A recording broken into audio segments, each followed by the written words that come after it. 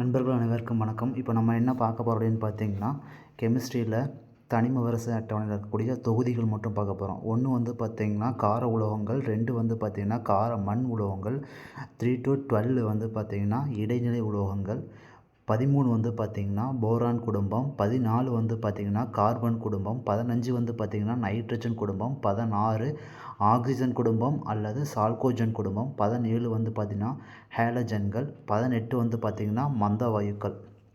So இது simple தான். ஈஸியாக ஒரு ஷார்ட்கட் மாதிரி ஞாபகம் வச்சுக்கலாம். எப்படின்னு பார்த்தீங்கன்னா 1, 2 தெரியும் நமக்கு. ஒன்று வந்து கார உலோகங்கள், கார மண் உலோகங்கள் தெரியும்.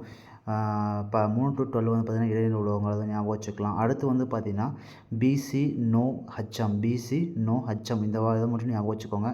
பீனா போரான் குடும்பம், சீனா வந்து பார்த்திங்கன்னா கார்பன் குடும்பம், என் வந்து பார்த்திங்கன்னா நைட்ரஜன் குடும்பம், ஓ வந்து பார்த்திங்கன்னா ஆக்சிஜன் குடும்பம் அல்லது சால்கோஜன் ஞாபகம் வச்சுக்கலாம். 17 அது பார்த்திங்கன்னா ஹச் வந்து பார்த்திங்கன்னா ஹேலஜன்கள், எம் வந்து பார்த்திங்கன்னா மந்த வாயுக்கள். அவ்வளோதான், ஈஸியாக PC no HM, PC no HM வச்சுக்கோங்க. 13லேருந்து அது 1 வந்ததுன்னா கார உலோகங்கள், 2 வந்து பார்த்திங்கன்னா கார மண் உலோகங்கள், 3 to 12 வந்து பார்த்திங்கன்னா இடைநிலை உலோகங்கள், PC no HM, PC no HM 13, 14, 15, 16, 17, 18 அந்த வரிசைகளை ஞாபகம் வச்சுக்கலாம். தேங்க்யூ நண்பர்களே.